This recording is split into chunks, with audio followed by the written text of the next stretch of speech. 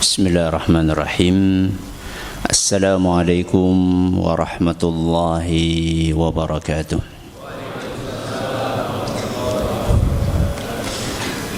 Alhamdulillahi rabbil alamin. Wabihi nasta'inu ala umuri dunya waddin.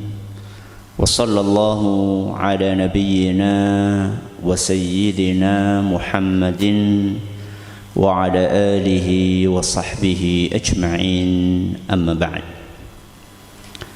Para alim, para ulama, para sepuh, bini sepuh, segenap asatidzah, wabil khusus Ketua Yayasan Al-Mujahidin Ustaz Abdul Wahid, dan juga segenap pembina Yayasan Al-Mujahidin, para hadirin dan hadirat sekalian, dan juga segenap pendengar serta pemirsa rahimani wa rahimakumullah. Kita panjatkan puja dan puji syukur kehadirat Allah Subhanahu wa taala. Pada kesempatan sore yang berbahagia kali ini, kita masih kembali diberi kekuatan, kesehatan, hidayah serta taufik dari Allah Jalla wa Ala, sehingga kita bisa menghadiri pengajian umum di Masjid Al-Mujahidin di kota Cilacap ini. Kita berharap semoga Allah Subhanahu wa taala berkenan untuk melimpahkan kepada kita semuanya ilmu yang bermanfaat, sehingga bisa kita amalkan sebagai bekal untuk menghadap kepada Allah Jalla wa Ala. Allahumma amin. Salawat dan salam semoga senantiasa tercurahkan kepada junjungan kita Nabi Agung Muhammad sallallahu alaihi wasallam, kepada keluarganya, sahabatnya, dan umatnya yang setia mengikuti tuntunannya hingga di akhir nanti.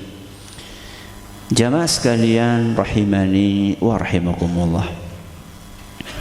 Anak itu nikmat atau amanat? Nikmat nopo amanat? Amanat, bukan nikmat. Amanat yang harus dinikmati. Apa nikmat yang harus dijaga amanatnya? Anak itu adalah nikmat plus amanat. Buktinya nikmat apa? Buktinya tidak semua orang dikasih oleh Allah Azza wa Jalla nikmat tersebut. Di dalam Al-Quran, Allah Subhanahu wa ta'ala berfirman, yahabu liman yasha'u inatha wa yahabu liman yasha'u dhukur wa yuzawwijuhum dhukrana wa inatha. Allah Azza wa Jalla mengaruniakan, berarti anak itu adalah karunia bagi sebagian orang tua yang dikehendakinya anak-anak perempuan. Inatha, anak apa? Perempuan. Anak pertama lahir perempuan, anak kedua lahir perempuan, anak ketiga lahir perempuan. Siji maning ya Bu, mbok jere sapa? Lanang, jebule wadon. Abul banat. Yahabu liman yasha'u inatha wa yahabu liman yasha' adz-dzukur. Dan ada yang anaknya semuanya laki-laki. Lahir lanang maning, ngesuke lanang maning, nganti 11, bisa membuat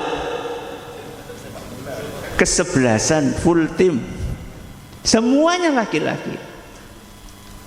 Tapi kata Allah Azza wa Jalla, wa yuzawwijuhum dzukranan wa inatha. Dan ada yang dikaruniai oleh Allah Azza wa Jalla anak laki-laki dan perempuan. Ada yang laki-laki, perempuan, laki-laki. Ada yang perempuan, laki-laki, perempuan. Sendang, kapit, pancuran. Ada yang pancuran, kapit, sendang. Jenengan yang mana? Hah? Tapi apa kata Allah Azza wa Jalla? Wa yaj'alu man yasha'u aqima. Dan ada yang ditakdirkan oleh Allah Azza wa Jalla mandul. Berarti ketika kita mendapatkan anak itu adalah nikmat.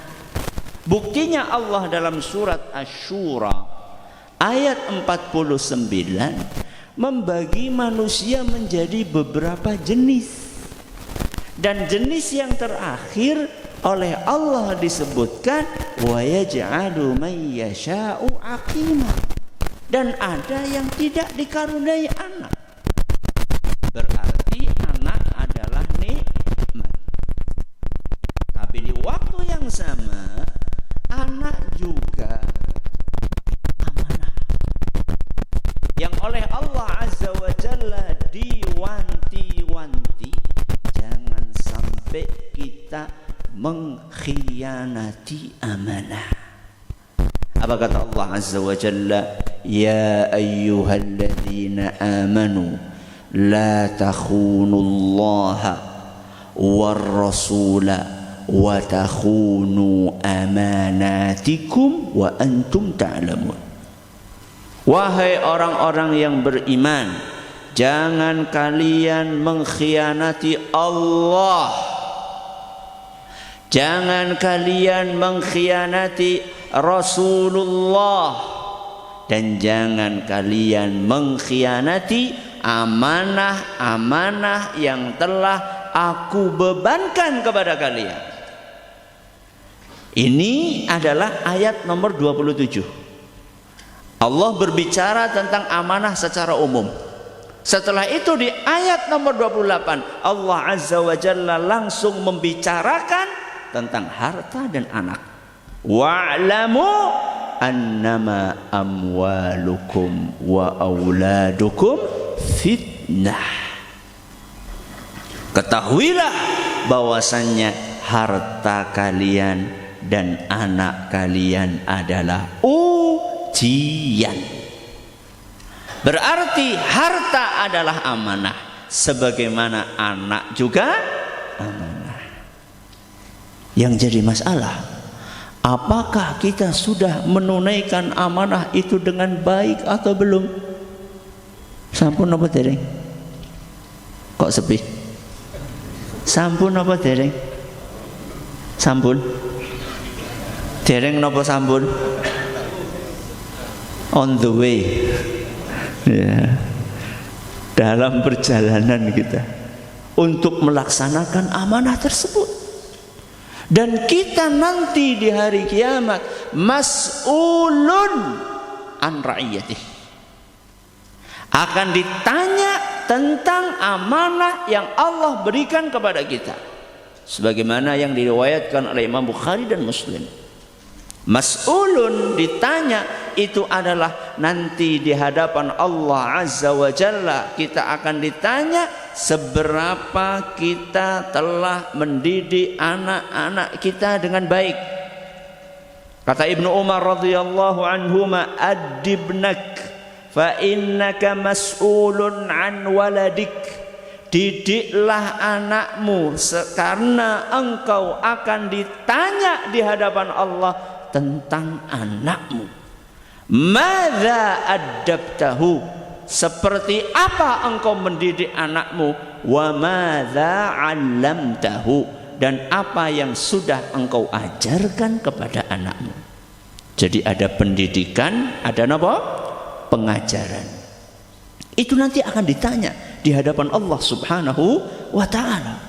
Bahkan kata sebagian ulama, pertanyaan kepada orang tua akan diberikan sebelum pertanyaan kepada anak.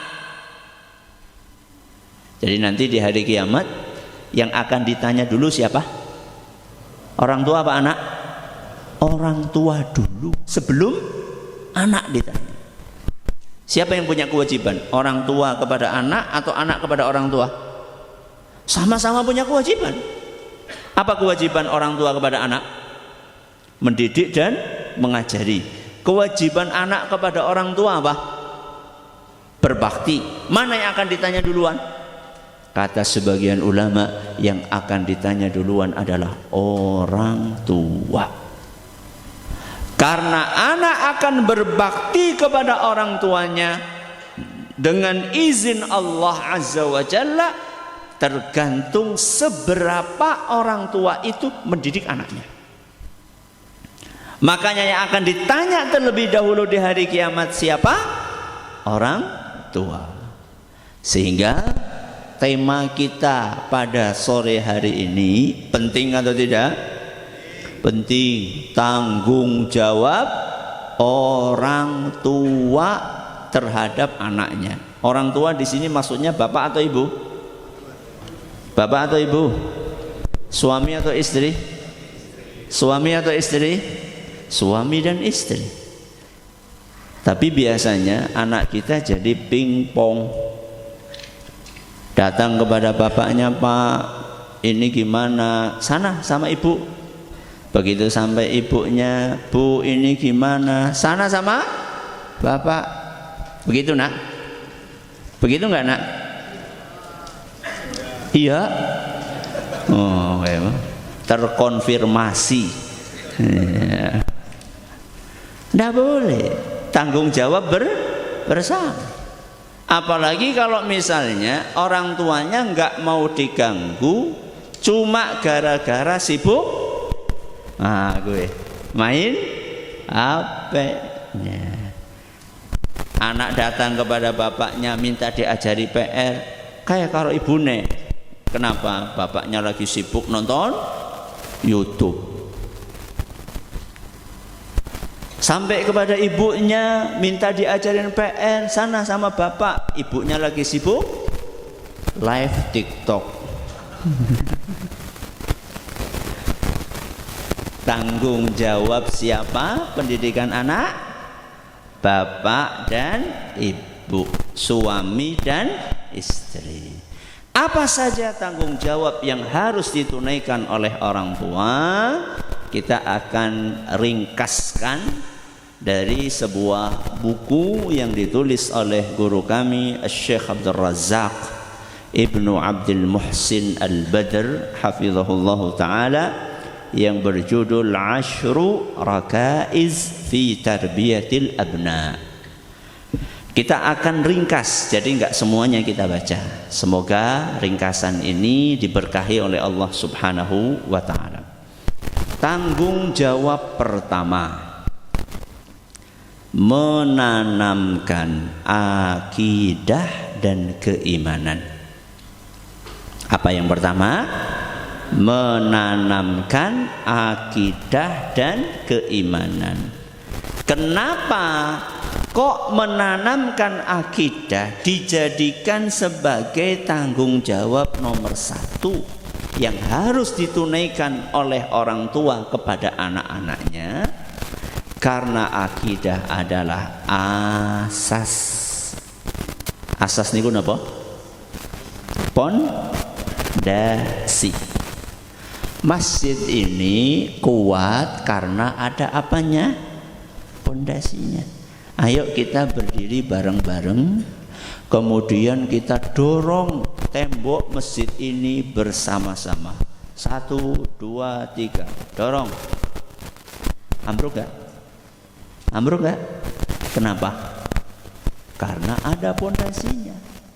Ini apa? Wadah tisu.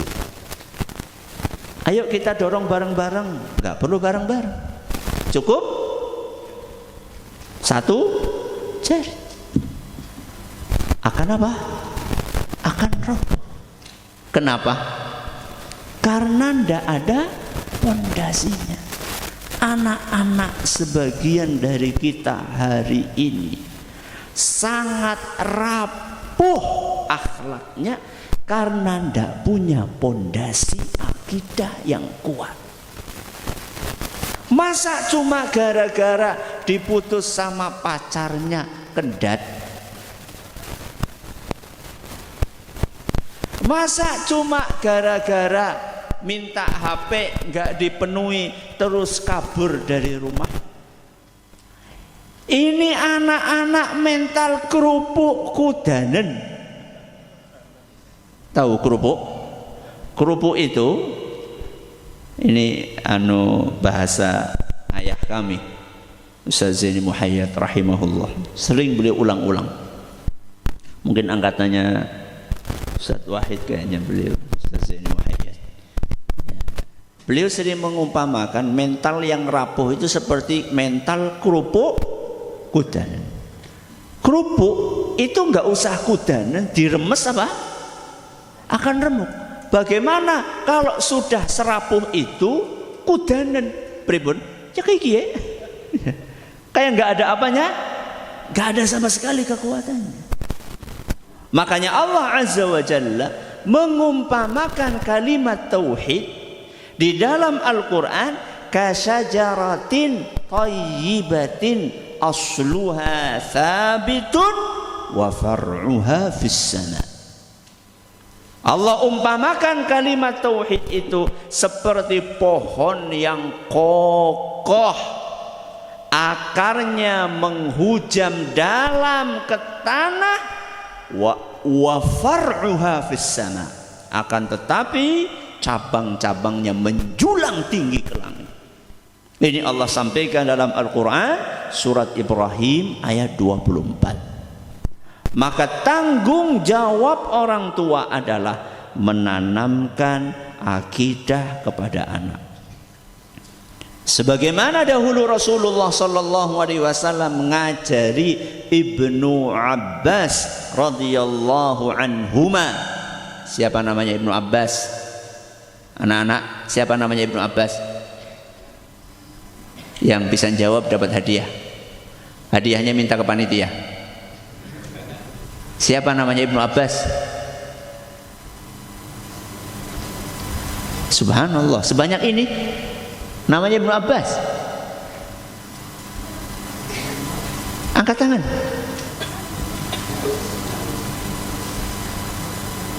Angkat tangan. Gak tahu? Oke, kita lemparkan ke regu B. Nah, regu A. Regu B, tengah sini. Siapa namanya Ibnu Abbas? Abdullah, Masya Allah. Tadi yang jawab mana? Hah? Saya mendengar, oh ya, Masya Allah, Abdullah. Siapa nama antum?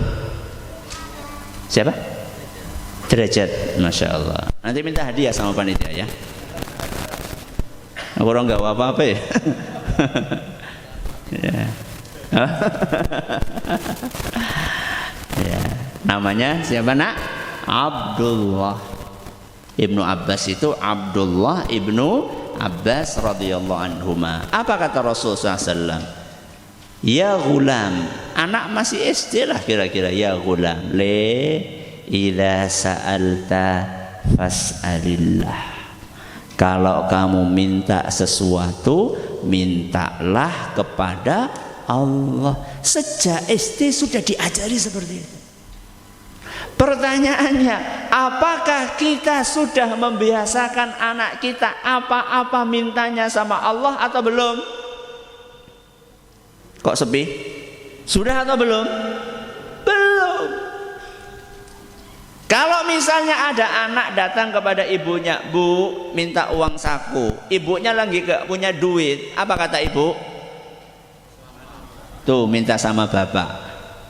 Kapan kita menjawab, nak minta sama Allah? Kapan?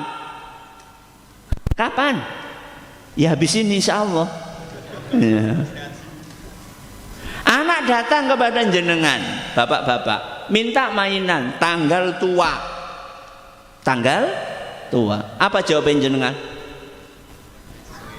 Urung gajian. Ngenteni tanggal siji. Kenapa kita tidak katakan kepada anak kita, nak minta sama Allah? Oh, berarti setelah itu kita bebas tanggung jawab? Bukan. Tapi membiasakan sejak dini, ada apa-apa mintanya sama Allah. Anak lagi sakit, aduh sakit, pusing gini. Nah, yang menyembuhkan adalah Allah. Minta nak sama Allah. Ini sesuatu yang simple, yang dahulu Rasulullah Sallallahu Alaihi Wasallam membiasakan anak-anak kecil untuk melakukannya. Maka tugas nomor satu orang tua adalah menanamkan akidah dan keimanan. Termasuk bagian dari keimanan adalah muraqabah. Apa muraqabah? Merasa senantiasa diawasi oleh Allah. Hari ini banyak orang tua yang mengeluhkan anaknya kalau sudah nyekel HP, yang dilihat embuh, nggak jelas apa yang dilihat. Maka tugas orang tua adalah menanamkan perasaan senantiasa diawasi oleh Allah Azza wa Jalla. Bukan diawasi oleh orang tuanya, bukan diawasi oleh ustadznya. Sehingga andaikan perasaan muraqabah tadi berhasil ditanamkan di dalam jiwa anak-anak kita, maka insya Allah kapanpun, dimanapun, dalam kondisi apapun, anak kita akan berhati-hati di dalam menggunakan HP. Ini bagian dari keimanan. Apa berarti tugas pertama orang tua? Menanamkan akidah dan keimanan. Yang kedua, tugas orang tua adalah banyak-banyak berdoa.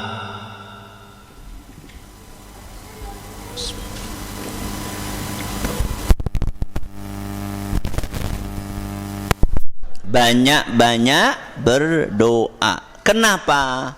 Karena satu-satunya yang bisa mendidik, mengarahkan, membuka hati anak kita adalah siapa? Allah Azza wa Jalla. Satu-satunya yang bisa memberikan hidayah, membuat anak kita menerima nasihat-nasihat kita adalah Allah Azza wa Jalla. Jangankan kita, lawang Nabi Nuh alaihi salam saja, anaknya didakwahi 950 tahun nggak beriman kepada Allah. Anaknya siapa? Nabi Nuh. Nabi Nuh adalah salah satu dari ulul azmi. Nek kulo kalian jenengan ulul apa? Ora ulul-ululan. Anaknya ulul azmi nggak beriman kepada Allah Azza wa Jalla.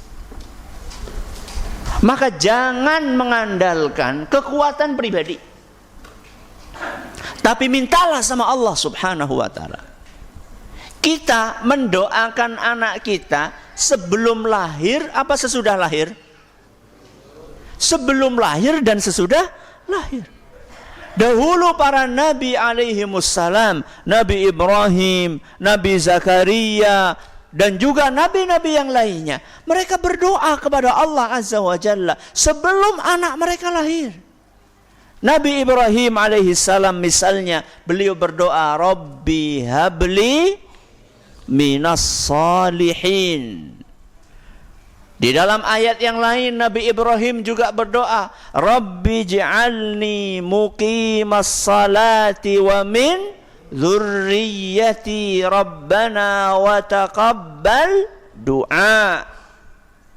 Nabi Zakaria, Rabbi habli min ladunka dzurriyyatan thayyibatan innaka sami'ud du'a. Itu doanya para nabi alaihimussalam. Kalau sekali berNabi Ibrahim yang punya gelar Khalilullah, kekasihnya Allah, saja masih berdoa kepada Allah. Kok kulo kali jenengan boten donga kuwe jenengane kebangetan.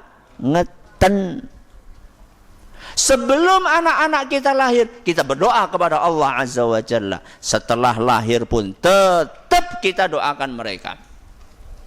Ibadur Rahman, hamba-hamba Allah yang mulia, diceritakan oleh Allah Azza wa Jalla, mereka senantiasa membaca doa, Rabbana hablana min azwajina wa dhurriyyatina qurrata a'yun waj'alna lil muttaqina imama. Dan alhamdulillahnya agama kita memberikan kemudahan kepada orang tua, bahwa orang tua itu doanya mustajab.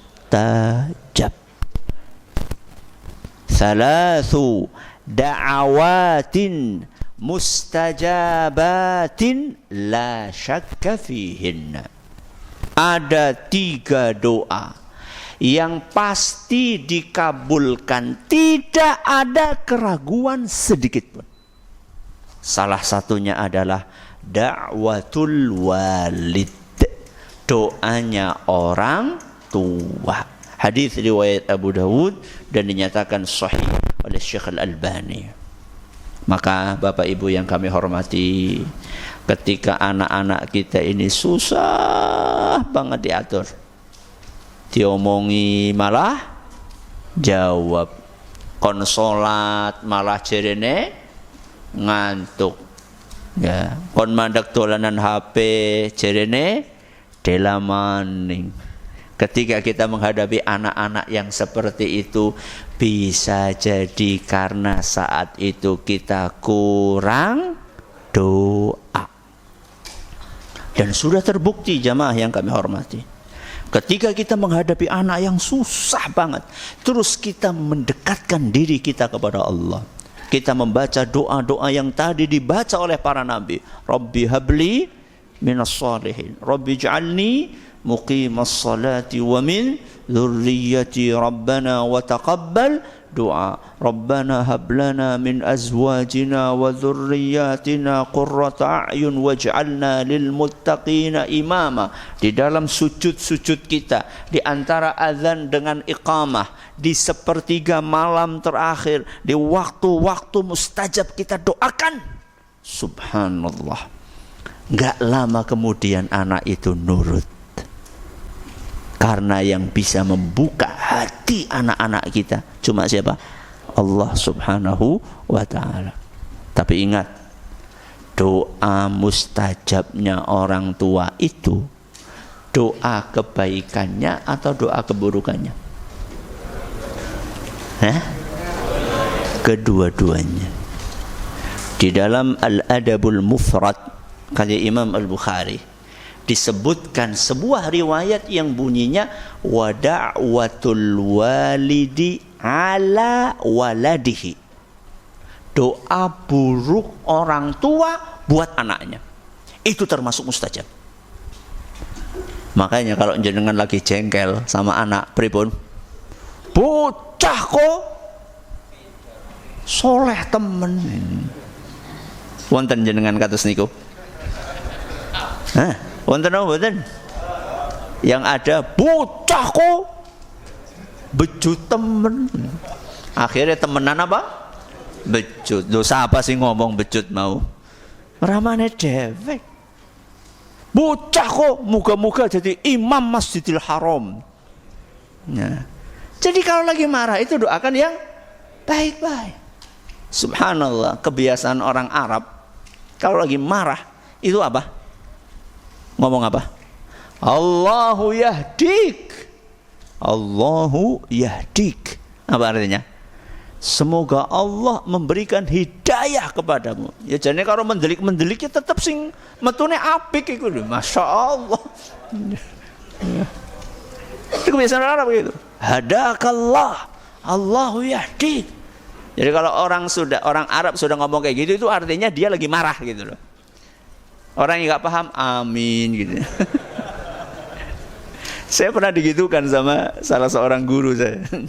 Jadi pas lagi baru masuk ke Madinah di persiapan bahasa, mungkin gurunya lagi jengkel, Allah ya dik. Saya bilang amin. Diem dia kaget. Loh lagi ditungakakan kok. Ya. Ini yang kedua. Apa yang kedua? Banyak-banyak napa?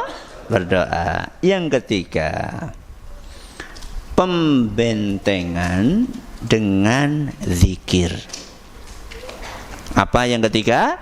Pembentengan dengan zikir. Jadi salah satu tanggung jawab orang tua kepada anak adalah membentengi anaknya dengan zikir. Kenapa Ustadz? Karena banyak hal-hal yang bisa merusak anak kita. Baik itu dari kalangan jin maupun dari kalangan manusia. Minal jinnati wan nas. Maka anak kita harus kita bentengi. Tidak mungkin kita menjaga anak kita 24 jam. Maka kita pasrahkan penjagaan anak kita kepada siapa? Allah. Caranya dengan dibentengi menggunakan zikir. Pertanyaannya, anak ini dibentengi dengan zikir sebelum lahir atau setelah lahir? Sebelum apa setelah? Sebelum dan setelah. Sebelum lahir anak kita sudah kita bentengi dengan zikir. Kata Nabi SAW dalam hadis yang diriwayatkan oleh Imam Bukhari dan Muslim, "Lau anna ahadahum idza arada an ya'tiya ahlah." Andaikan salah satu dari kalian ingin berhubungan dengan istri kalian, faqala, kemudian dia membaca Bismillah Allahumma jannibna syaitana wa jannibis syaitana ma razaqtana. Terus kata Nabi SAW, fa innahu in yuqaddar bainahuma waladun, seandainya di malam itu Allah takdirkan suami istri itu punya anak, lam yadurrahu syaitanun abada. Setan tidak akan bisa mencelakakan anak itu sampai kapanpun.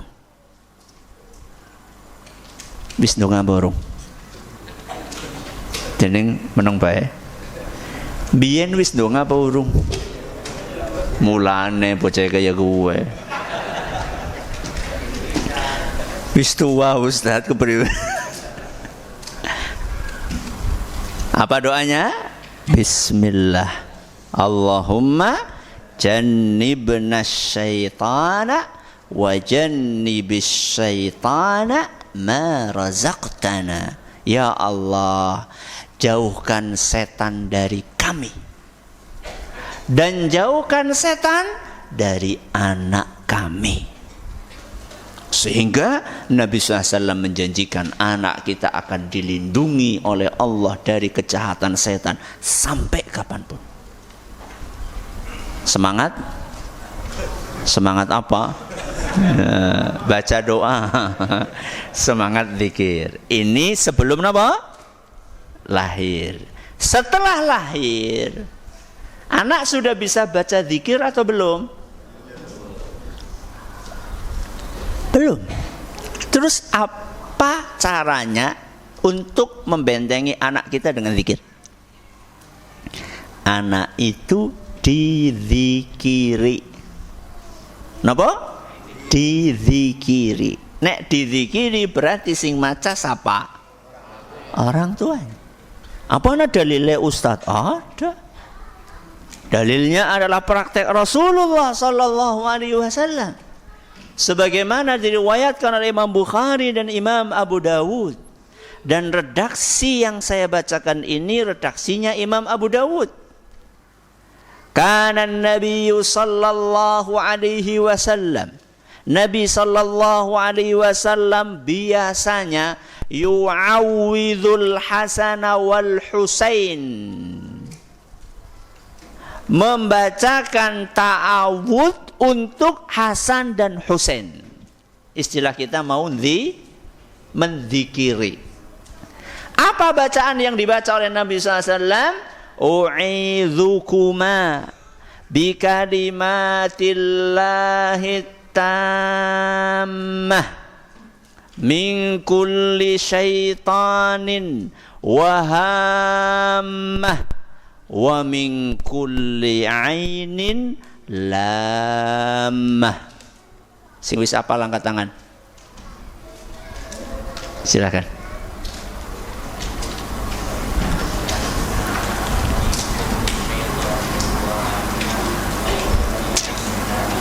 Masya Allah. Mana panitia? Namanya siapa?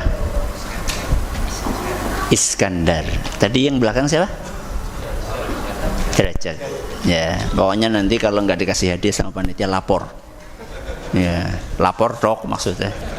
Ya, 2 orang ya, Iskandar sama Derajat.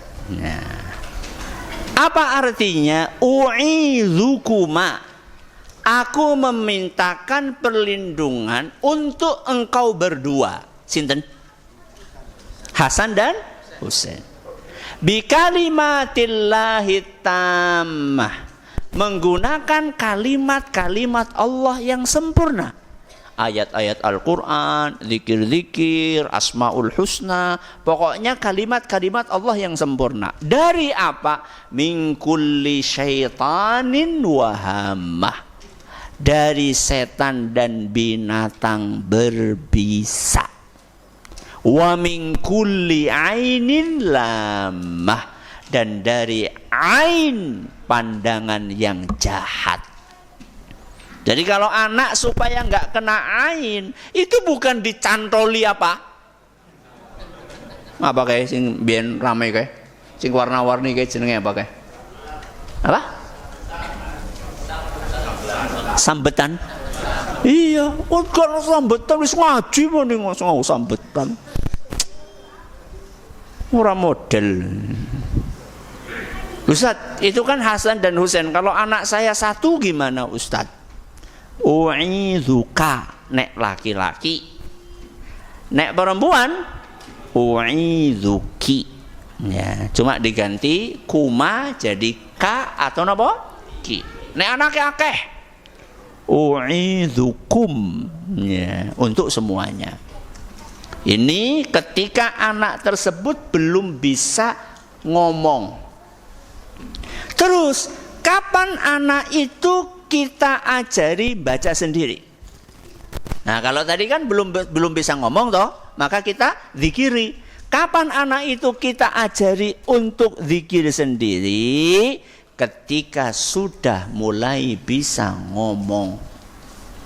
Ketika sudah mulai bisa diajari, contoh baca bismillah. Anak sudah bisa, ajari. Umur berapa sih kira-kira ya? Pinten? Berapa? 2 tahun? Hebat ya. Ya mungkin 3 tahun, 4 tahun gitu ya. Sudah mulai bisa. Kita ajari misalnya zikir pagi dan petang. Banyak apa sedikit zikir pagi petang? Banyak. Ya. Maka untuk pembiasaan jangan langsung diajarin semuanya.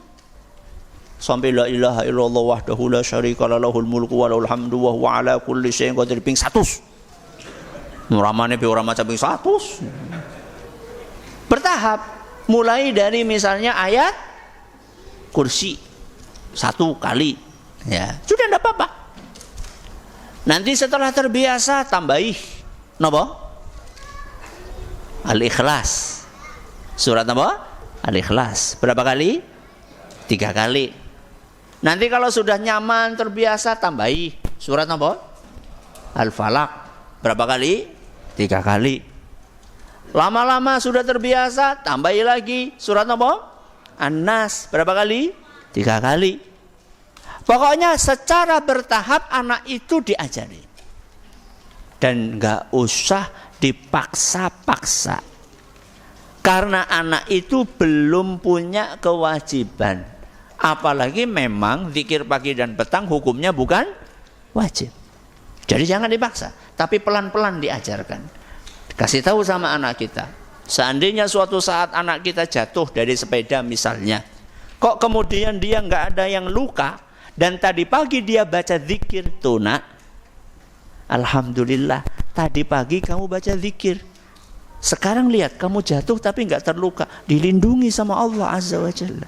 Jadi anak itu supaya sadar bahwa zikir itu untuk kebaikan dia. Oke, ini yang keberapa ini? Ini yang ketiga. Yang keempat, tanggung jawab orang tua adalah mengedepankan kelembutan. Apa yang keempat? Mengedepankan kelembutan. Berarti boleh kasar enggak? Boleh bersikap keras atau tidak? Boleh atau tidak? Dalam skup yang sangat terbatas. Tapi yang harus diprioritaskan adalah apa? Kelembutan. Kenapa? Supaya anak-anak suka kepada orang tuanya. Kalau anak sudah suka sama orang tuanya, insya Allah orang tua memberikan nasihat akan mudah diterima. Apa kata Nabi kita Muhammad sallallahu alaihi wasallam? Innar rifqa la yakunu fi syai'in illa zanah. Segala sesuatu yang dimasuki kelembutan pasti akan terlihat indah. Kalau jenengan nggak percaya, saya tanya anak-anak. Le, kalian lebih suka bapak yang galak apa yang lembut? Nah, kan? Apa perlu pembuktian lagi? Le, kalian suka ibu yang galak apa yang lembut? Ibu kalian galak apa lembut? Lembut, Masya Allah, alhamdulillah. Sekarang saya tanya lagi, bapak kalian lembut apa galak? Galak katanya. Nanti jangan diintimidasi ya. Kita itu harus lembut kepada anak-anak kita. Ini saya kasih contoh. Ummul Fadl pernah suatu hari datang menggendong Al Hasan bin Ali, cucu Nabi SAW. Waqad futim, dan habis disapih. Habis disapih berarti umur berapa? Ya 2 tahun, 3 tahun. Fawada'ahu ala sadrih. Kemudian Nabi SAW meletakkan Hasan ini di dadanya. Di mana? Di dadanya. Fabala ala sadrihi fa asabal baulu izarahu. Ternyata begitu sedang dipangku di dadanya Nabi SAW, Hasan itu pipis. Dan pipisnya nggak tanggung-tanggung. Baunya sampai basahnya itu bukan cuma baju dan sarung Nabi pun basah. Berarti kan sor. Ya. Qalat, maka Ummul Fadl berkata, fazakhtu biyadi ala katifaihi. Maka saya pun mendorong 2 pundaknya Hasan. Maksudnya ngawur caranya dia. Masa lagi digendong malah ngompoli gitu. Lihat apa respon Nabi SAW. Irfaqi bibni. Bersikap lembutlah kepada cucuku, rahimakillah. Semoga Allah merahmati kamu. Hadis riwayat Imam Ahmad dan isnadnya dinilai sahih oleh para ulama. Anak umur 2 tahun tidak boleh dikasari. Apalagi anak sudah gede-gede. Anak itu sejak kecil sudah punya perasaan. Kalau tidak percaya, coba anak umur 6 bulan. Sudah bisa ngelihat belum? Sudah. Coba jenengan melotot kepada anak itu. Nangis enggak? Nangis. Nangis. Tapi ketika jenengan senyum sama anak itu gimana? Akan ikut senyum. Sing marahi siapa? Saya tanya sama jenengan, apa dulu pernah dikasih kursus ketika di perut ibunya? Nek anak sing mendelik nangis ya. Nek anak sing mesem ya. Anda, kue gawan bayi. Memang sudah tabiatnya manusia itu menyukai kelembutan. Maka kita sebagai orang tua yang lembut kepada anak-anak kita. Yo kadang-kadang jenis bocah ya bocah. Kadang-kadang bikin apa? Jengkel. Sabar. Sabar. Kalau mau memuncak kemarahan itu cepat-cepat, ta'awudz. A'udzubillah minasyaitonir rajim. Ora usah kalau mendelik kalau bocah. A'udzubillahi minasyaitonir rajim. Ora usah kayak gue. Ya. Ta'awudz yang benar supaya setan itu pergi. Ya. Karena anak-anak itu akan menyukai orang tua yang lembut. Dan kalau anak sudah suka sama orang tuanya, maka insya Allah ketika orang tua menyampaikan nasihat akan lebih mudah diterima dibandingkan kalau orang tuanya galak. Yang kelima, salah satu di antara sekian banyak tanggung jawab orang tua kepada anak adalah rutin menyampaikan nasihat dan arahan. Apa yang kelima? Rutin menyampaikan nasihat dan arahan. Sebagian orang tua sukanya cara instan. Apa cara instan? Jewer. Apa maning? Ciwit. Apa maning? Selentik. Apa maning? Keplak. Astagfirullah.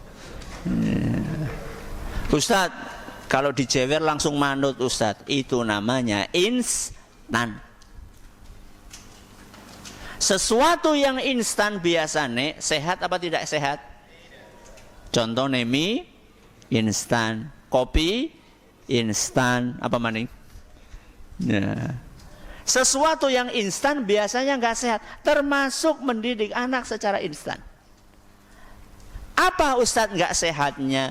Biasanya sesuatu yang instan itu ketika yang ditakuti tidak ada, maka dia akan kembali melakukan perilaku buruk tersebut.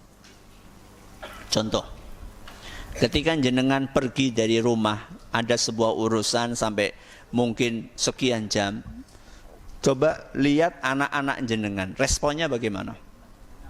Seneng apa ora? Ketika jenengan pergi, kira-kira anak jawabannya, nak, bapak mau pergi, mungkin ya sekitar setengah harian. Jawabnya anak apa?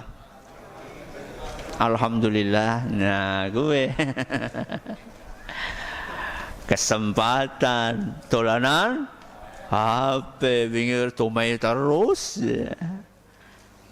Itu bedanya anak melakukan kebaikan karena kesadaran dengan anak melakukan kebaikan karena perasaan takut kepada orang tua yang suka menghukum. Itu bedanya di situ. Kalau kita berhasil menanamkan kesadaran kepada anak kita untuk melakukan kebaikan dan menghindari keburukan, maka kita ada atau kita tidak ada, anak akan melakukan kebaikan itu. Supaya anak itu sadar bagaimana, ya ini kunci yang kelima, rutin apa? Menyampaikan nasihat dan arahan. Jadi anak itu harus sering-sering dikasih nasihat. Gak cukup sekali dua kali. Ada sebagian orang tua menasihati anaknya, le, nasihat yang gue setahun. La ilaha illallah. Ya bukan seperti itu. Kewajiban orang tua itu terus secara rutin, secara berkala menyampaikan nasihat. Walaupun ketika menyampaikan nasihat itu ada adab-adab yang harus diperhatikan.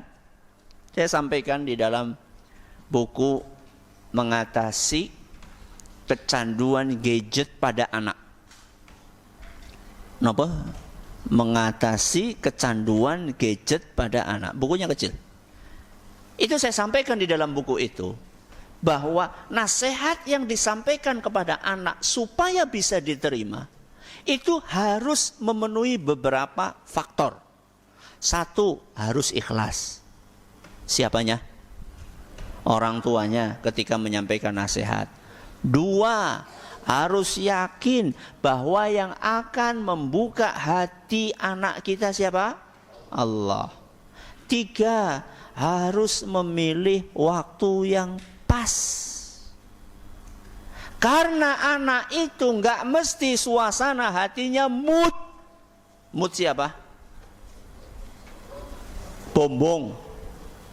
Jadi ketika anak lagi mood, itulah waktu yang paling pas untuk menyampaikan nasihat. Yang keempat, kita menyampaikan nasihat jangan cuma satu macam tok, tapi dibikin nasihatnya macam-macam. Maksudnya kemasannya itu jangan cuma itu saja. Bo anak bosen. Contoh nih, kemasan yang enggak diubah-ubah. Ayo hafalkan Quran supaya Abi Umi dapat mahkota. Setahun ngomongnya mahkota terus. Pernah bahan liannya apa? Keutamaan menghafal Al-Quran itu banyak banget. Di dalam Al-Quran ada ayatnya, di dalam hadis ada hadisnya, dalam perkataan ulama banyak. Diragamkan. Jangan itu saja akan membuat anak jadi nopo? Bosen. Ya. Dah, ini adalah yang keberapa? Yang kelima. Yang terakhir, yang keenam. Ini adalah sesuatu yang sangat penting sekali, adalah keteladanan. Napa? Keteladanan. Orang tua yang pengen anaknya baik harus memberikan teladan yang baik.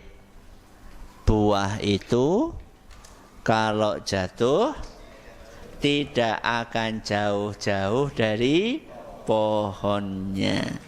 Jadi kalau anak kita dolanan HP terus, berarti kok nggak dilanjutkan? Kalau anak ini dolanan HP terus, berarti nyonto wong tuane apa kancane? Nah, jujur gue berarti. Maka kita harus memberikan teladan. Orang tua yang pengen anaknya rajin ke masjid harus rajin ke masjid. Orang tua yang pengen anaknya sabar harus nyontoni sabar.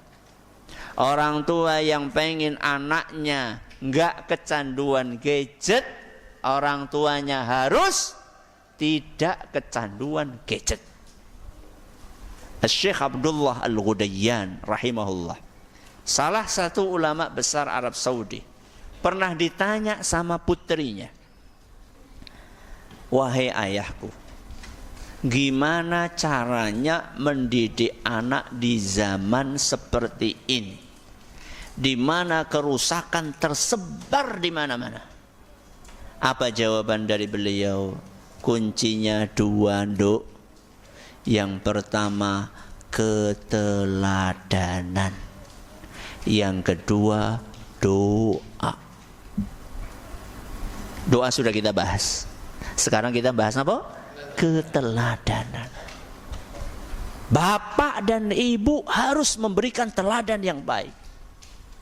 Itulah barangkali hikmahnya kenapa kaum ibu disunnahkan untuk sholat di rumah. Supaya apa? Supaya anaknya setiap hari ngeliat ibunya sholat. Sejak kapan? Sejak anak bisa ngeliat.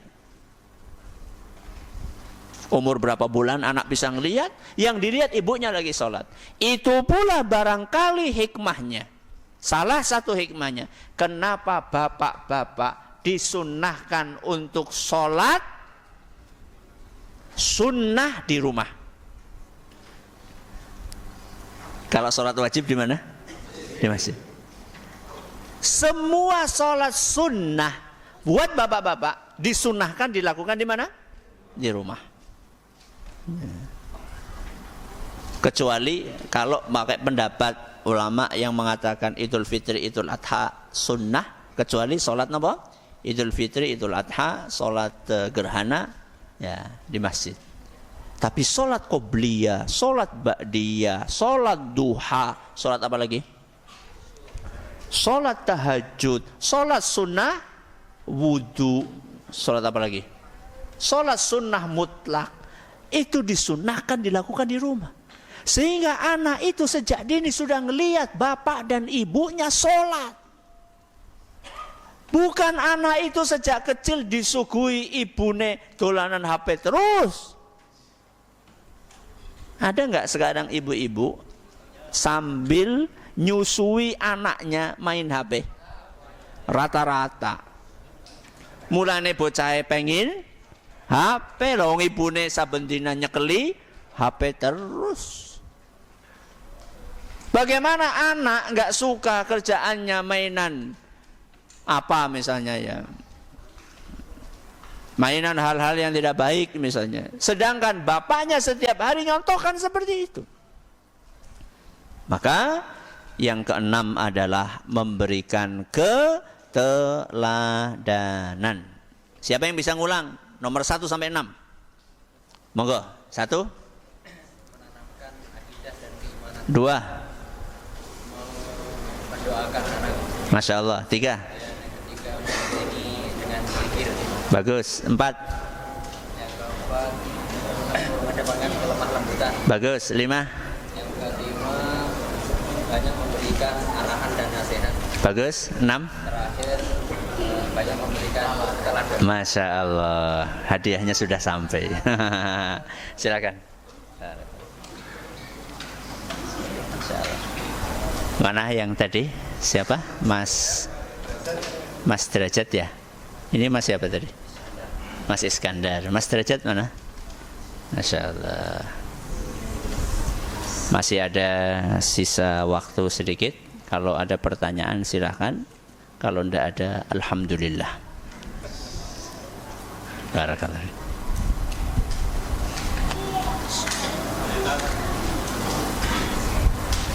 Monggo. Apakah watak itu bawaan bayi? Tergantung. Watak itu terbagi menjadi 2. Watak itu terbagi menjadi 2. Ada watak jibili. Jibili itu ya bawaan bayi. Ada watak yang bisa untuk dibiasakan. Ada watak yang bisa untuk diapain? Dibiasakan. Jadi terbagi menjadi berapa? Menjadi 2. Ada watak yang memang bawaan dari bayi. Seperti yang dialami oleh Al-Ahnaf radhiyallahu anhu, salah seorang sahabat Nabi SAW. Dalam sebuah hadis diceritakan bahwa Al-Ahnaf ini datang dari kampungnya bersama dengan warga kampungnya. Al-Ahnaf ini seingat saya ketua suku, kepala suku. Begitu mereka datang ke Madinah, mereka kan memang tujuannya pengen ketemu sama siapa? Rasulullah SAW. Jadi sejak mereka berangkat, itu sudah rasa kangennya, rasa penasarannya, pengen ketemu Rasulullah SAW itu luar biasa. Dan zaman dulu perjalanan tidak senyaman hari ini.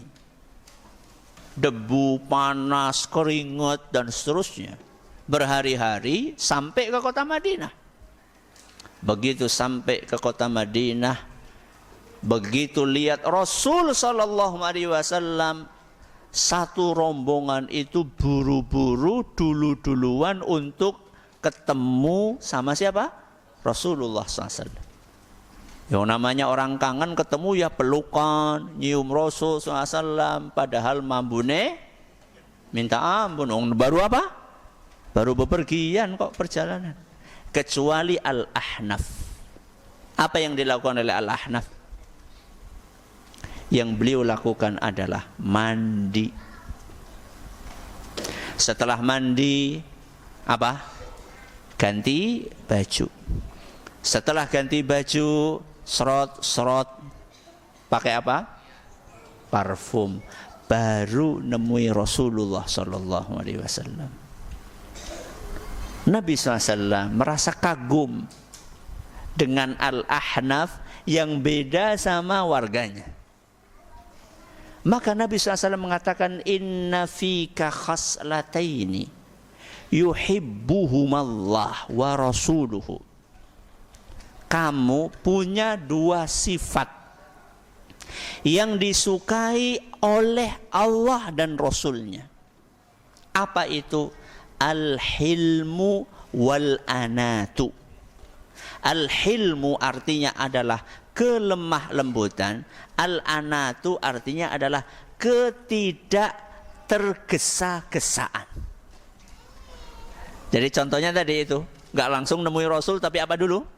Mandi dulu, pakai baju baru, kemudian pakai wewangian, baru nemuin Rasul. Terus Al-Ahnaf bertanya, ya Rasulullah, dua sifat itu Allah berikan kepadaku, gawan bayi maksudnya, ya, atau hasil dari latihan? Kata Nabi SAW, bal jabalahumallahu alaik. Itu adalah pemberian Allah kepadamu sejak kamu lahir. Ini dalil bahwa ada sifat yang merupakan bawaan dari lahir. Adapun dalil bahwa ada sifat yang bisa dilatih adalah sebuah athar yang menyebutkan innamal hilmu bittahallum wa innamal ilmu bitta'allum. Sesungguhnya kelemah lembutan itu bisa didapatkan dengan latihan, dan ilmu bisa didapatkan dengan belajar. Berarti nggak boleh kita kemudian alasan ketika dinasehati sama orang aja galak-galak. Apa jawabnya? Wis gawan bayi. Itu ndak boleh. Karena kelemah lembutan bisa diapain? Bisa dilatih. Baik, ada yang lain? Monggo. Monggo. Adakah doa khusus atau amalan khusus bagi yang belum mempunyai anak setelah menikah sudah lama, 4 tahun atau 5 tahun? Terima kasih. Apakah ada doa khusus? Setahu saya doa khusus saya belum tahu. Tapi di dalam Al-Quran surat Nuh ayat 10, 11, 12, 13, ya kira-kira ayat-ayat segitu ya, belasan lah. Allah Azza wa Jalla menyampaikan di dalam Al-Quran salah satu manfaat istighfar. Faqultu astaghfiru rabbakum innahu kana ghaffara yursilis samaa'a 'alaikum midrara. Terus apa? Wa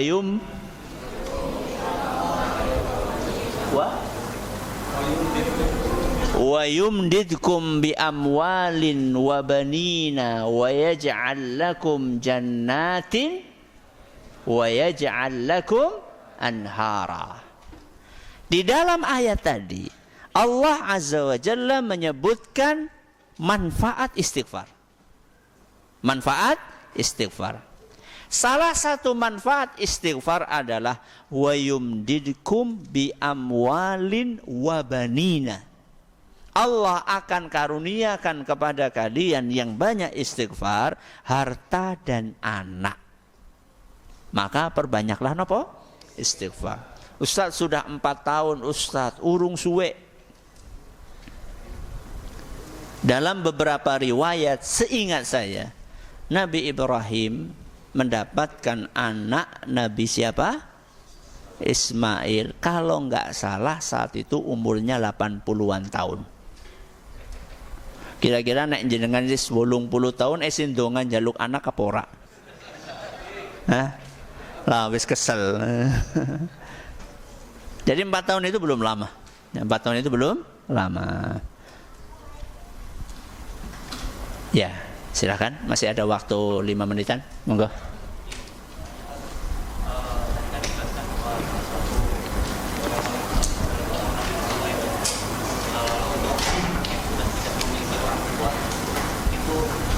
Bisa kita didoakan siapa kan yang setara dengan doa-doa. Anak yang sudah nggak punya orang tua, pengen dapat doa yang mustajab, terus minta doanya sama siapa? Doa sendiri. Alhamdulillah, rahmat Allah luas. Saya kasih contoh. Ad-du'a'u bainal adhani wal iqamati la yurad. Doa yang dibaca antara azan dengan qomat nggak akan ditolak. Berarti akan dikabulkan. Doanya siapa? Siapa aja. Di situ nggak dibatasi doa orang tua. Siapapun. Ya. Doa di sepertiga malam terakhir. Fahal min sa'ilin fa'u'tiyah. Siapa yang mau minta, aku akan beri. Janji dari Nabi kita Muhammad SAW. Bahkan di dalam Al-Quran Allah sendiri berfirman, Udu'uni astajib lakum. Berdoalah kepadaku, aku pasti akan kabulkan. Kurang apa? Maka berdoa aja sendiri. Ya, berdoa saja sendiri. Baik, ada yang lain? Monggo. Idealnya dibawa ke masjid sholat jamaah itu kira-kira umur berapa? Umur berapa anak ideal dibawa ke masjid? Kalau anak itu sudah bisa diajak sholat dengan benar, ora playon. Ora apa? Playon. Antara satu anak dengan anak yang lain beda-beda. Ada anak yang Masya Allah sudah 6 tahun playon. Anaknya siapa? Ada anak yang Masya Allah 4 tahun sudah bisa diajak tenang anteng. Ada. Maka beda-beda. Jangan paksakan anak berangkat masjid kalau dia masih mengganggu jamaah yang lain. Karena kita membawa anak ke masjid untuk dapat pahala apa dosa? Pahala. Kalau anak itu rame, ribut, nggak cuma ribut tok, malah melorotakan sarunge wong sing pada salat kepriwe jajan. Nggak cukup banyak dorong-dorong, malah apa? Melorotakan. Iya nek kau katok. Dorong katok kepriwe jajan? Kan repot. Makanya Rasulullah SAW ketika membawa cucunya Umamah, sinten? Umamah, Nabi SAW gendong cucunya. Mungkin suatu saat Nabi SAW harus membawa cucunya ini ke masjid karena satu dan lain hal. Apa yang dilakukan Nabi SAW? Digendong, selama sholat digendong. Ketika akan ruku ditaruh, ketika i'tidal digendong lagi. Ketika akan sujud ditaruh lagi. Ketika akan berdiri digendong lagi. Itu namanya orang tua yang tanggung jawab. Jadi aja jadi wong tua gawa anak memejit, anaknya dijor klowor.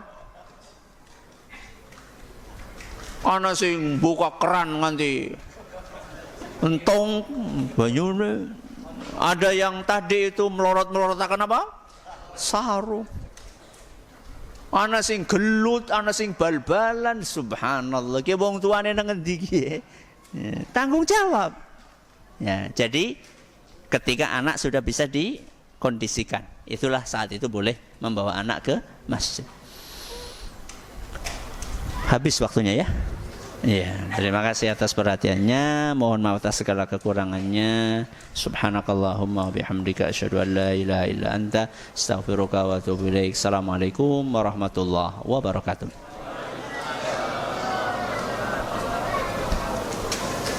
Waalaikumsalam warahmatullahi wabarakatuh.